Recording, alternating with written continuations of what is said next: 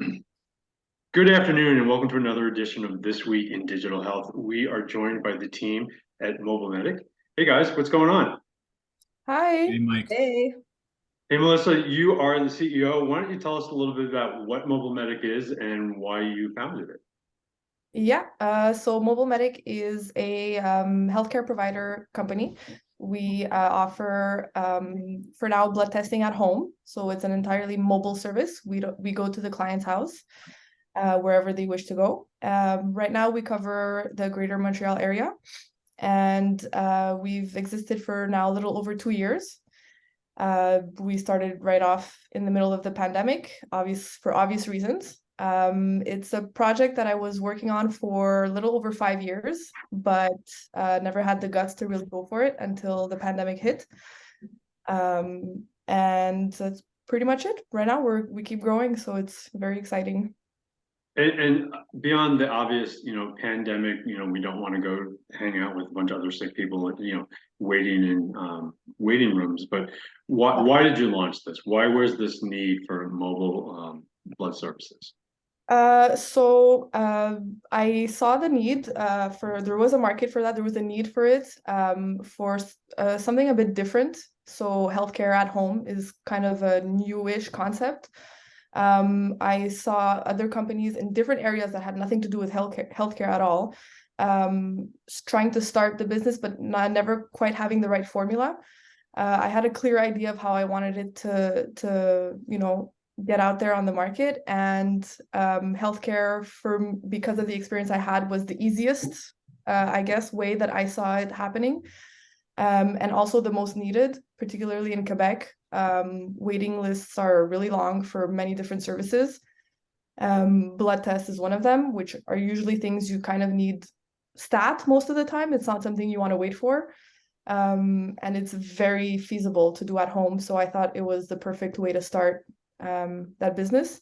And I was proven right so far. People are very appreciative. The service is very, very much in demand and very much appreciated once they get a taste of that efficiency in the healthcare. It's very appreciated. Yeah, I mean, we're seeing more and more of a trend of, you know, more care at home, right? Because, the hospital environment, the healthcare environment, it's not the best place if you are compromised with your immune system or something like that. Whereas, you're a lot safer if you can stay at home, and usually much happier if you can stay at home. Yeah, well, the patients are also more the focus of the care when the person comes at home, whereas if they go in the hospital, the nurses have a bunch of other people to take care of, so it's very short, very cold most of the time. It's, get the basics done and get out of there. Whereas when it's a care at home, it's much more personal, it's much more empathetic. The nurses take their time, they have the time, and the patients usually appreciate that much more than being in that fast-paced environment at the hospital. And you don't just send anybody out to draw blood, right? Obviously, this is a healthcare professional who is going out to the field, right? Yeah, yeah. So what are the There's requirements? What do they need to be in order to draw blood? a license, basically the license, a nursing license to draw blood. And it's the same people that work at the hospital, the same people that work at the clinics, CLSCs we have here. It's the same people, just a completely different environment, which changes the whole experience. And what has been the biggest challenge with launching a startup in healthcare? I would say because the concept is kind of very large. So it's healthcare, so you don't want to make a mistake. You don't want to get ahead of yourself and try a whole bunch of stuff and not do it right. So I think the hardest thing is to be very cautious, to follow the rules and just provide a top-notch service, consistency, also always giving a good service. I would say that's the hardest, but it's so far I can't say it's that difficult. It's everything is going very well. And so how do the people find you? Do they find you online, or how is this recommended by the provider? How does this work? For now, most of it is online, and word of mouth. Also, a lot of word of mouth. People are talking about it. It's a kind of a unique concept. So it's intriguing for people, and especially right now, waiting lists are sometimes 2, 3, 4 months to get an appointment for a blood test. So it's very convenient. Healthcare professionals also are starting to get to know us.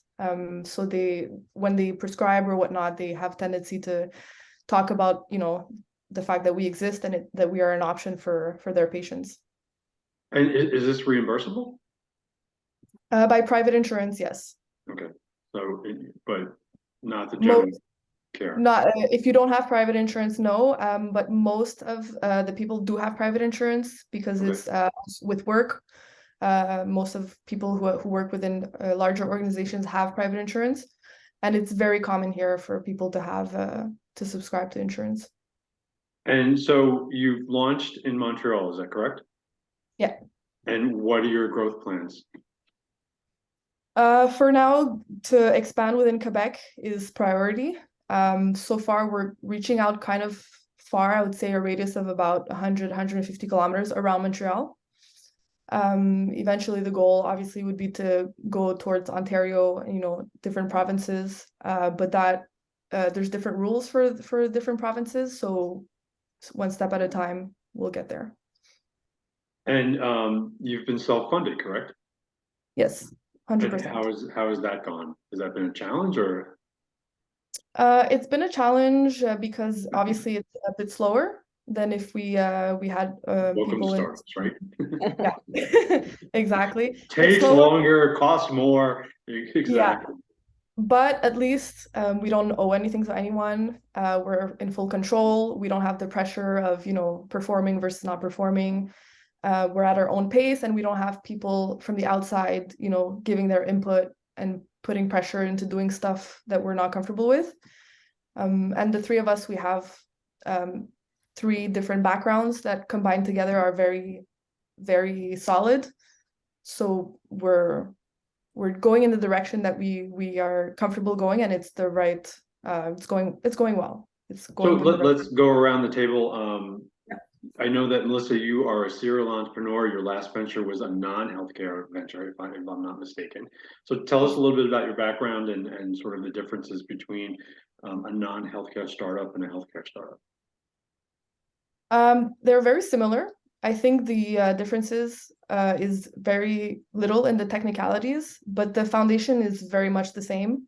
Doing a market analysis, planning a budget, deploying projects. It's very, very similar. The differences are on the day-to-day operations, but the concept behind it all is pretty much, I find, the same. And do you have a healthcare background? I do not. I worked, well, I'm not a nurse, I'm not a doctor or anything like that. But I worked in a medical clinic for 7 years in administration. So that's where I get the healthcare experience from. Okay, and in addition to that, joining you is Nanor, who is a nurse. So tell us a little bit about your background. So basically, it's been 20 years that I'm a nurse. I worked in one of the busiest hospital in Montreal, at the emergency room at the Jewish General Hospital in Montreal. And after I moved out, because I didn't want to work nights, evening, and one weekend yes, one weekend no, because here there's a system when you're in the healthcare profession. So I went to I tried few public clinics, and then I moved to a completely private clinic. The reason why I moved to back then to a private clinic, it was because of the hours. It was much more humane, let's say, Monday to Friday days. And then that's where I met Melissa. We worked together as a team. We had always good collaboration. And then when Melissa started this business, a year after, anyway, I was kind of on the side helping her. She was getting some advice. And so I said, why not, why not, we're not joining forces and move this even faster. Because I find like alone, sometimes it's harder. When you get few more people motivated and they're looking at the same path, it's gonna go faster. And definitely with my experience I have some connections in the field, so it's easier to talk to people, nurses, doctors, and so on, and move some of the stuff a bit faster towards our goal. Sean, So we'll get to you in a second, but Nora, as the Chief Operating Officer, I'm assuming one of your primary responsibilities as the healthcare professional on the team is compliance. mhm. So how difficult is that in a smaller environment as opposed to, the public institutions that you came out of? It's I find like in Quebec, bigger or smaller institutions, whatever, it's very important. I don't know, it's just if it's not just in Quebec or any other province or even in the States. I find like it's very important that you follow through protocols. You have to, as a nurse, we have an organization we follow through, like we are a member. It's very important that you follow the guidelines, but at the same time, since you want to go to do something new, you have to, you shouldn't be afraid of speaking out and saying that there are some stuff is not working properly in our present healthcare system. So we can try something new, but within our boundaries. And then once you prove that you're doing everything kosher, you can they can kind of get to know you and trust you, and then maybe even be more open to listen to you. And I'm talking about bigger members of in the healthcare system. So it's like step by step. That's why it's initially, like as a startup, it's always harder to start something new, things that are done rarely or differently. But once they see that you're trying to do it with logic and good arguments, they are open to listen and even to help. And so the folks out in the field, are they independent contractors? Here in Quebec, most of the healthcare system is public. The past decade or even the past 15 years, we're seeing a lot of private clinics. They're not private hospitals like in the States. It's private clinics in a smaller scale where you can go and see a family doctor with a certain fee. And since the pandemic, things got even faster. So we're kind of seeing a lot of growth, different areas in Quebec, different clinics opening up. So we have also in, let's say in Quebec, 3 privately funded labs. So basically, we deal with one of them. And so yeah, so it's like step by step, and whatever we're doing at this moment, there are smaller scales, other companies that exist, they do home care service, but it's in a smaller scale. What we're trying to do is completely different. That's why we have an IT in the team, a development guy.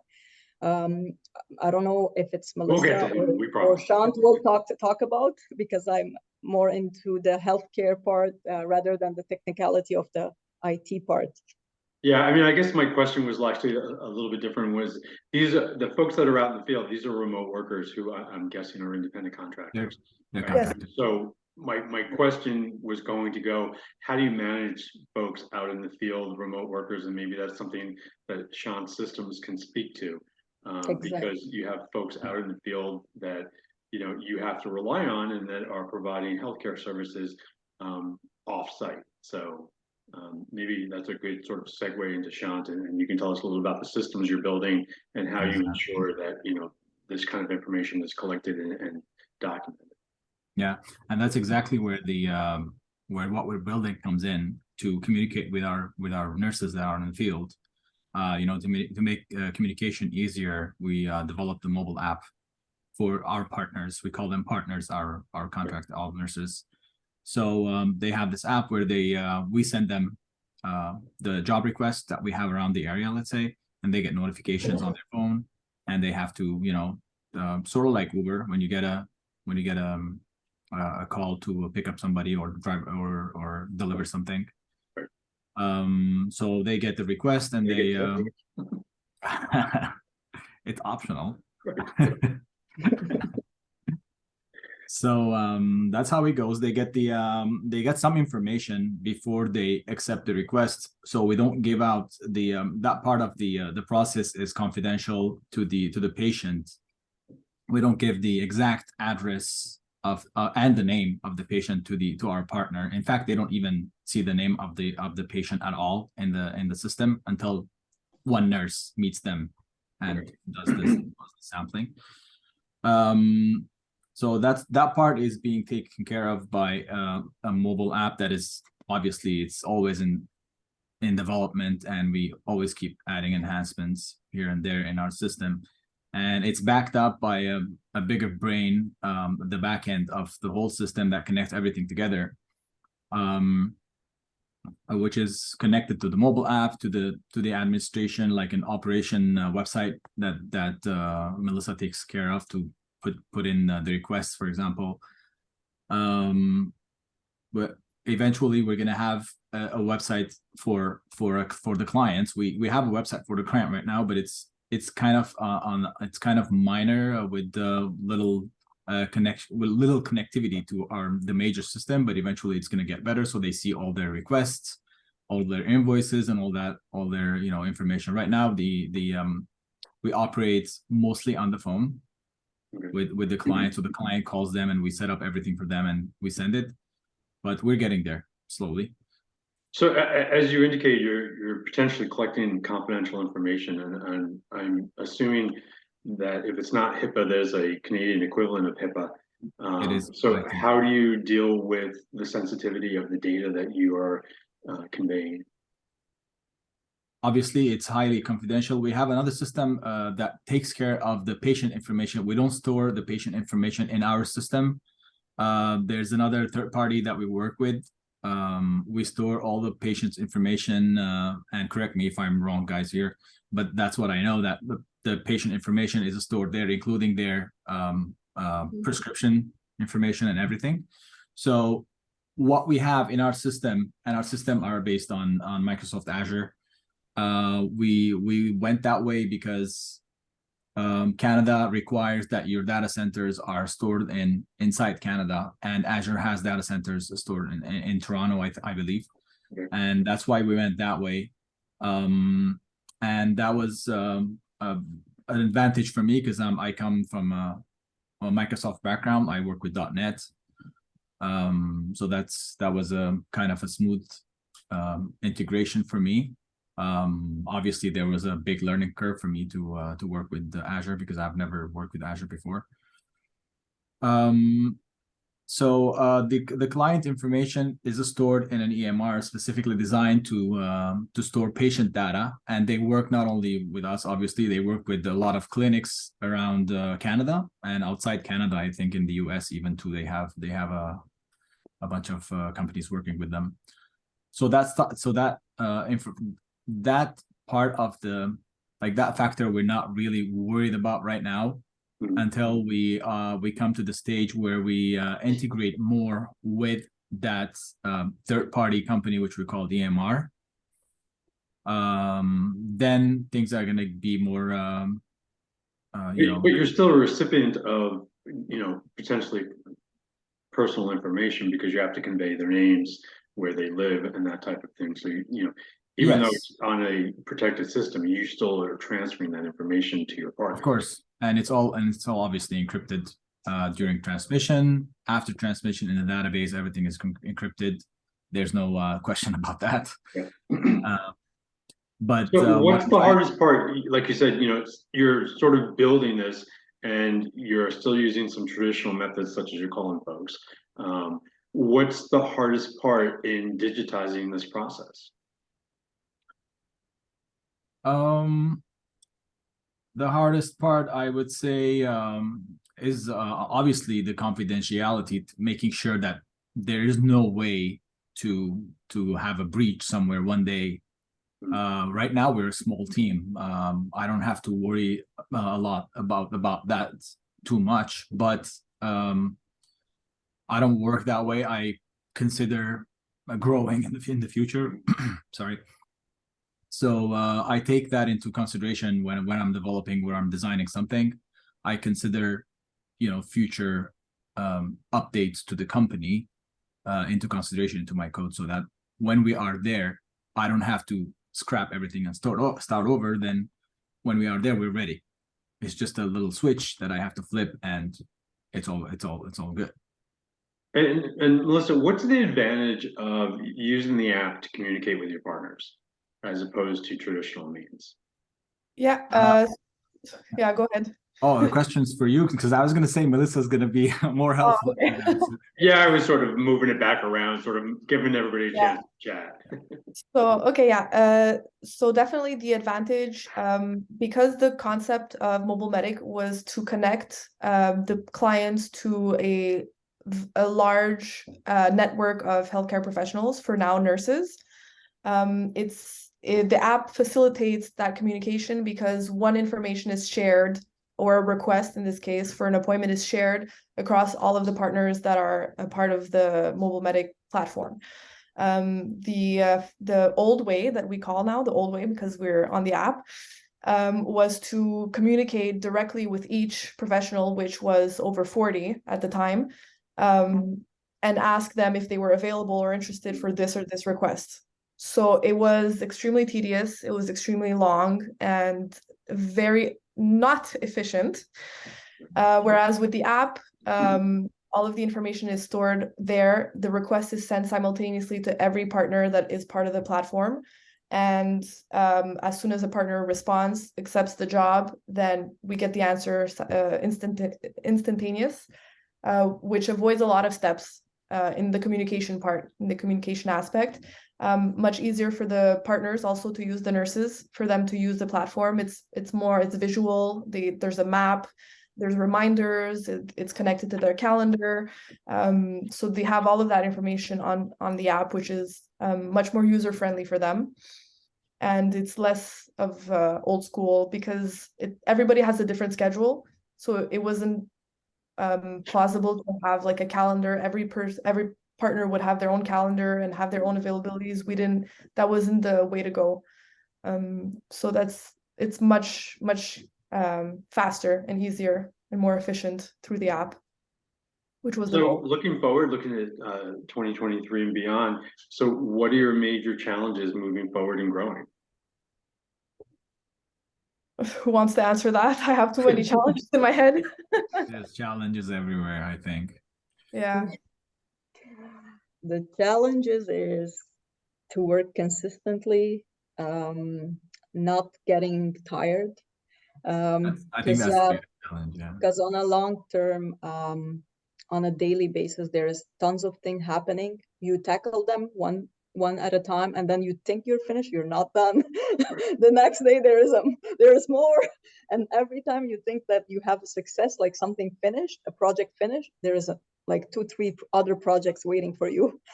So and then at the same time, you shouldn't lose focus of the end game, and at the same time you shouldn't lose focus about the new things that's coming in the market, because it doesn't mean that you're moving forward. Other companies, they're not moving at the same time, and then sometimes, just like COVID hit, things right away change. The way of medicines like change completely from personal, like one-on-one, to virtual. So there's a lot of day-to-day changes, and you have to be ready to adapt fast to get ahead of other companies or other competitors. You know, here in the US, we typically look at healthcare companies by comparing them to sort of value-based care. And that basically has 3 tenets, and the tenets are greater efficiency. So obviously we've clearly, articulated that calling people on the phone, are you available, is not the most efficient way to work with your partners. So this checks the box when it comes to greater efficiency. Improved outcomes, I'm assuming, and you can tell me, one way or the other, that folks are much happier having this done at home than having to travel to some lab somewhere in, Quebec to have and sit and wait.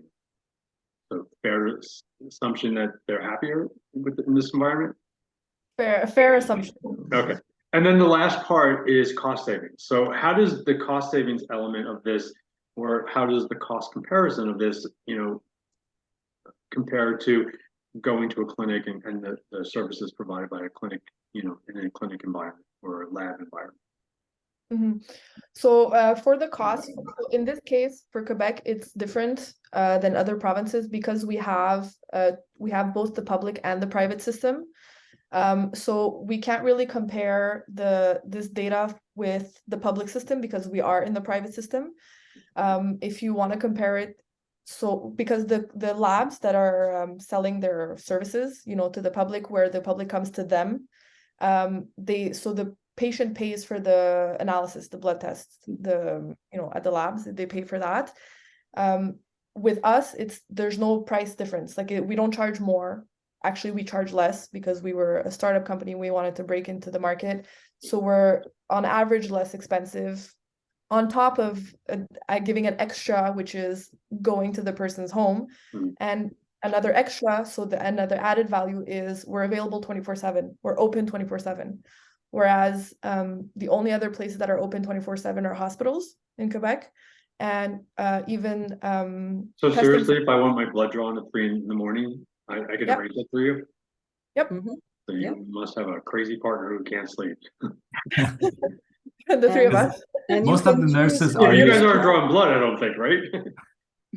Oh, you mean the nurses? Yeah. Well, that was the idea of the concept is nurses work all kinds of shifts, right? Because they work at the hospital. So we have nurses that finish their shift at midnight, and we have a request, and they finish their shift. They go do the request before going home, and it does happen.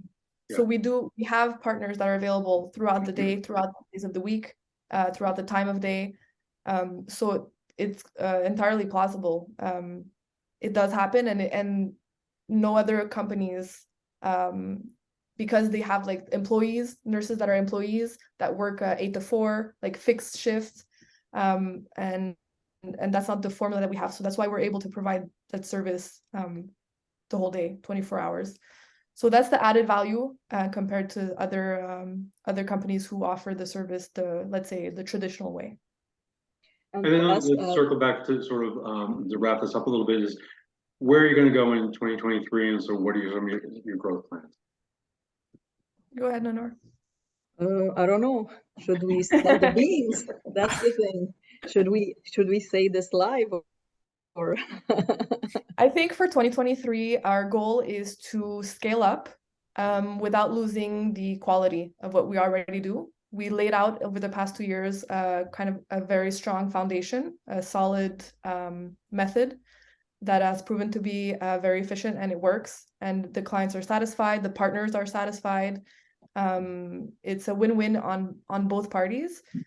So the goal would be to expand that geographically speaking, and to expand the services also, but all the while maintaining the same formula and the same quality of the service that the clients are clearly appreciating. Well, guys, I appreciate you coming on today and chatting with us. It's really refreshing to talk to a group that's bootstrapping versus raising equity. And I don't say that too loudly because we have a lot of venture partners. So, but it's a different approach, and it's I'm impressed that you've demonstrated you can do this.